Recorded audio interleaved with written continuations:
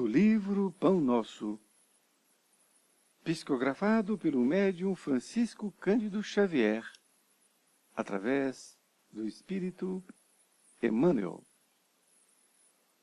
Capítulo 91. Isso é contigo.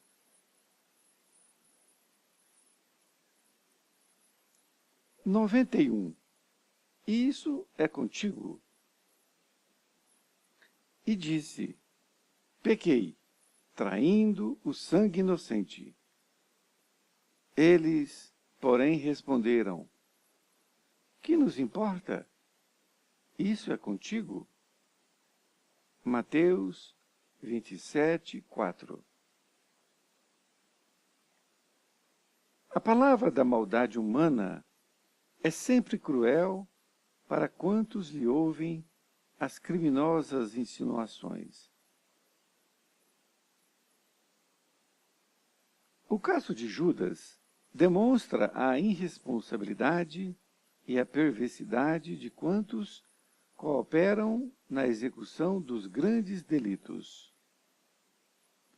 O espírito imprevidente se considera os alvitres malévolos. Em breve tempo, se capacita da solidão em que se encontra nos círculos das consequências desastrosas.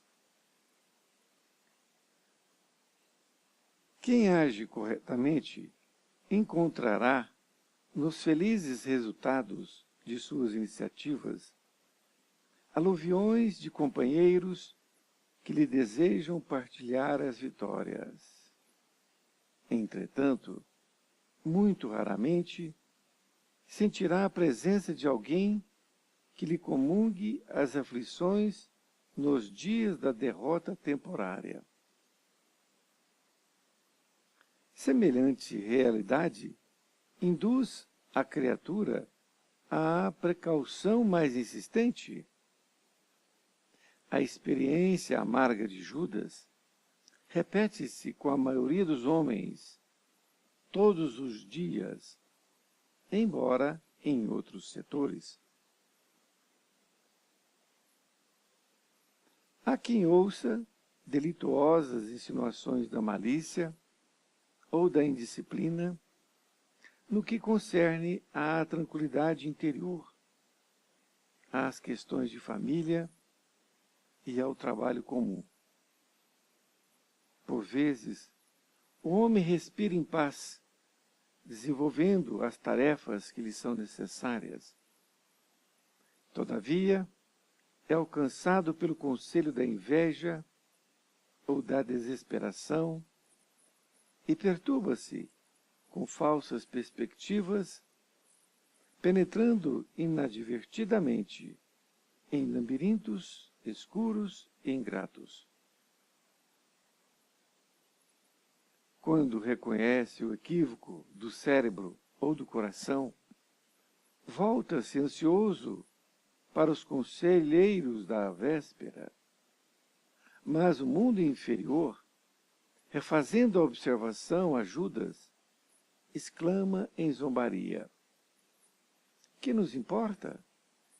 Isso é contigo? Emmanuel, Pedro Leopoldo, 22 de fevereiro de 1950. Querido amigo, querida amiga, mais uma lição para que nós possamos refletir. Agora, o capítulo 91, Isso é contigo. Esta lição que aqui Emmanuel nos apresenta, ele utiliza uma passagem evangélica que foi anotada por Mateus no Evangelho de Jesus,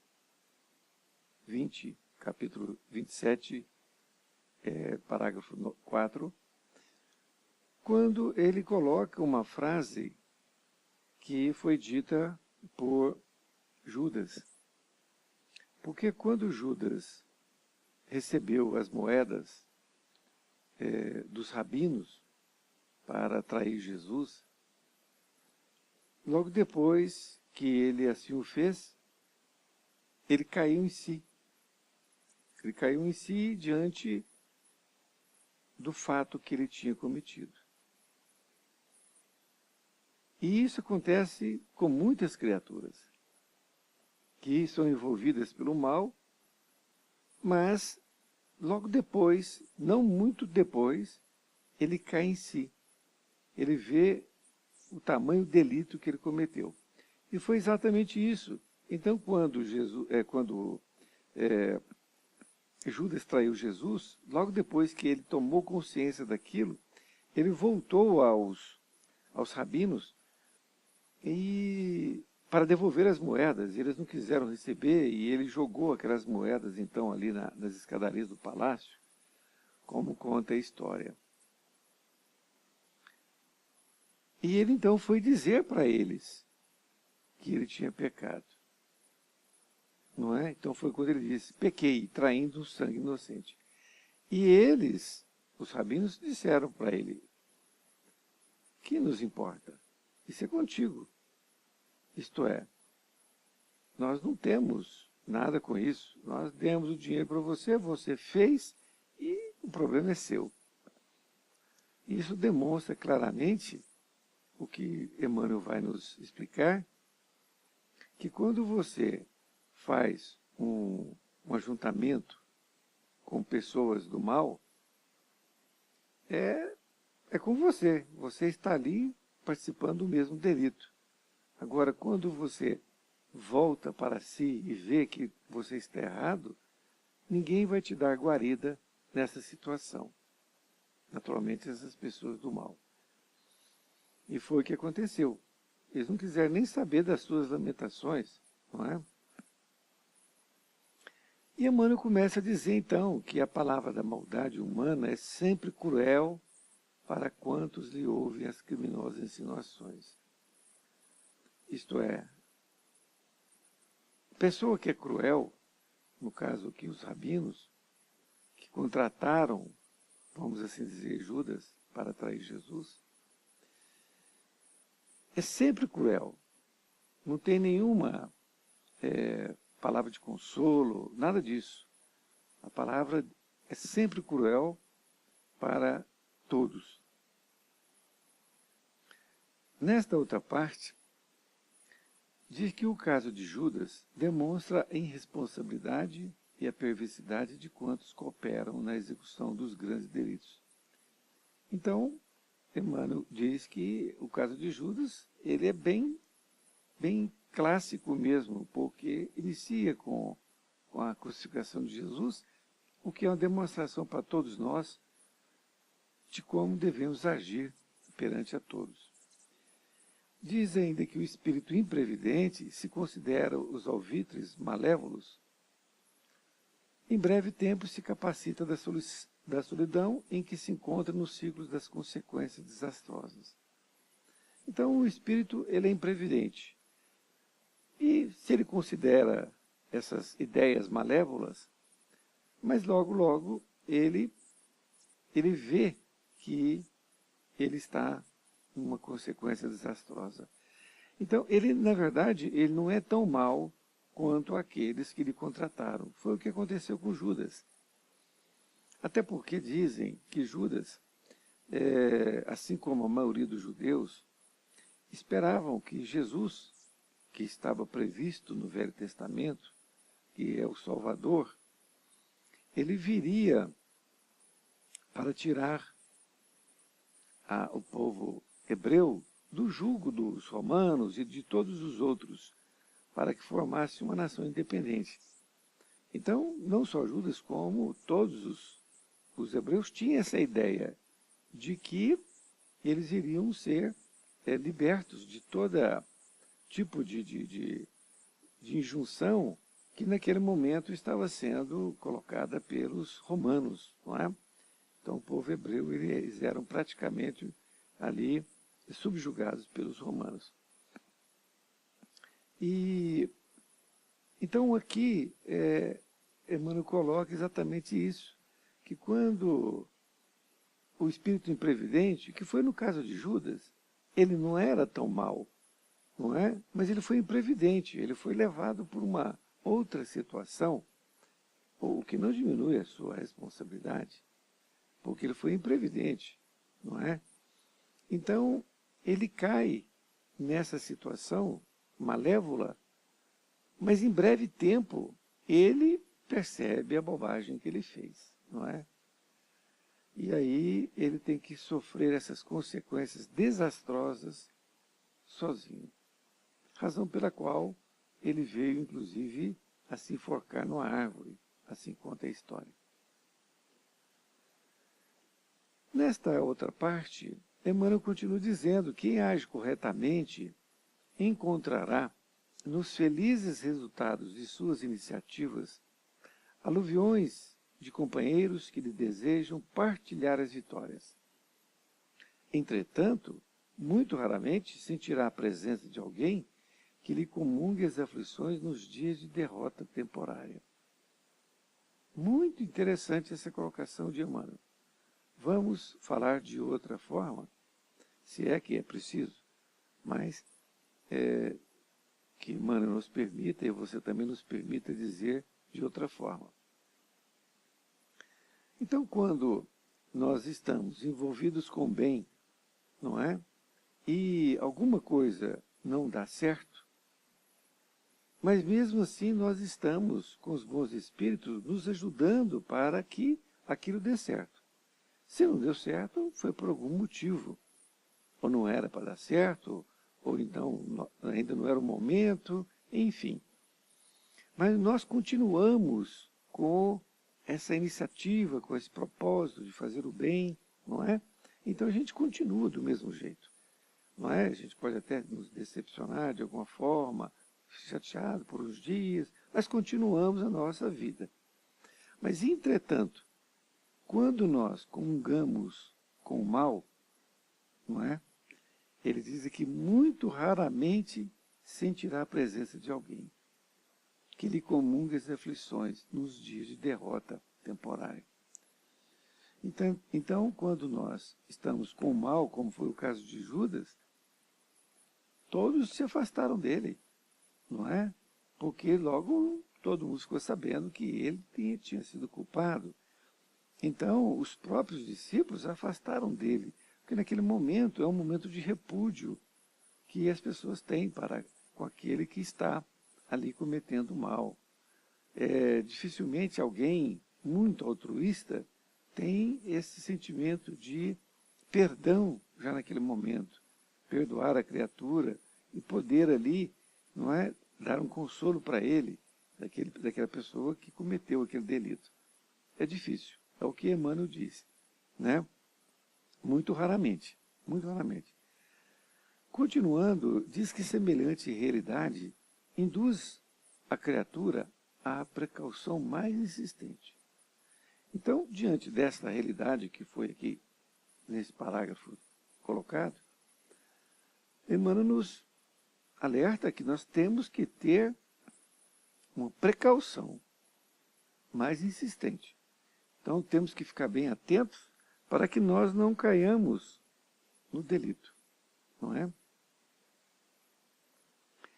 Continua dizendo que a experiência amarga de Judas repete-se com a maioria dos homens todos os dias, embora em outros setores. Isto é, essa experiência do mal, que Judas foi o protagonista, ela repete com a maioria dos homens todos os dias, nos pequenos delitos, em outros setores, não é? Então, é isso que nós temos que trazer para a nossa vida, que a lição é para trazer para nossas vidas. Não é para ficar simplesmente sabendo da história de Judas. Não, a história de Judas está sendo aqui contada desta forma tão clara, tão limpa, para que nós possamos o quê? Para que nós possamos trazer para nós. Trazendo para nós, a gente vai perceber. Quando alguém nos convidar, não é, para um ato indigno, seja um encarnado, seja um desencarnado, que nós tenhamos essa precaução que Emmanuel nos diz. Porque esse convite para o mal, ele chega todas as horas. Chega através de uma pessoa que está encarnada, como também chega através de sugestões E essas sugestões é que vão nos levar realmente para o mal. E isso que ele diz, que todos os dias a maioria dos homens estão caindo nessas ciladas, não é? E depois de cometer o delito, ninguém vai estar ali para lhe ajudar. Nesta outra parte, diz assim: há quem ouça deleitosas insinuações da malícia ou da indisciplina, no que concerne à tranquilidade interior, às questões de família e ao trabalho comum. Então ele se reporta aqui que você, qualquer outra pessoa, sempre está ouvindo insinuações, malícias nas questões familiares ao trabalho comum. Então, isso acontece muito, fofocas e de todo tipo, seja no seu trabalho, seja na sua família. E é aí que nós temos que tomar cuidado para não cair nesse mal. Continua dizendo que, por vezes, o homem respira em paz, desenvolver as tarefas que lhe são necessárias, todavia é alcançado pelo conselho da inveja ou da desesperação e perturba-se com falsas perspectivas, penetrando inadvertidamente em labirintos escuros e ingratos. Então, o homem está respirando ali em paz nas suas tarefas. Mas, muitas vezes, ele é alcançado pelo conselho da inveja ou da desesperação. Então, ele acata aquilo. Então, quando você acata, você está bem, e você acata uma situação desta, do mal, é exatamente esse momento que você tem que lembrar quando você ora, quando você faz a oração do Pai Nosso, não é? Que você pede a Deus para que você não caia em tentação. A tentação é essa, não é? Tentação de todas as formas. E você não caia nessa tentação. Na conclusão, Emmanuel diz: quando reconhece o equívoco do cérebro ou do coração, volta ansioso para os conselheiros da véspera. Mas o mundo inferior, refazendo a observação a Judas, exclama em zombaria: que nos importa? Isso é contigo. Então, é exatamente isso.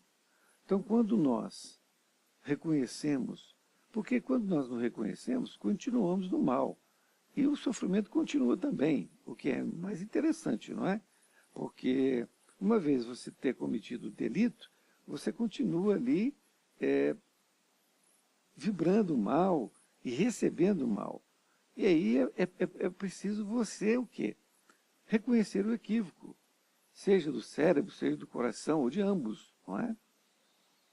Então você, quando volta para os conselheiros da véspera, não é? Aquelas criaturas que lhe fizeram aquelas considerações, invocações, que te direcionaram para aquilo, que é o mundo inferior, os conselheiros. Então, eles vão te dizer exatamente isso. Isso é contigo, não é? Em outras palavras, você é que resolva. Então, o sofrimento é seu, continue aí, o problema é seu. Olha, é uma lição interessantíssima, para que nós tenhamos bastante vigilância em nossos atos, em nossos pensamentos, em nossas palavras. Uma lição para que nós possamos lembrar em todos os momentos de nossa vida. Principalmente quando Emmanuel se referiu ao nosso trabalho e ao nosso recinto do lar. Não é? No recinto do trabalho e do lar. Foi muito bom estar com você e espero encontrá-lo em próxima oportunidade. Fiquem com Deus.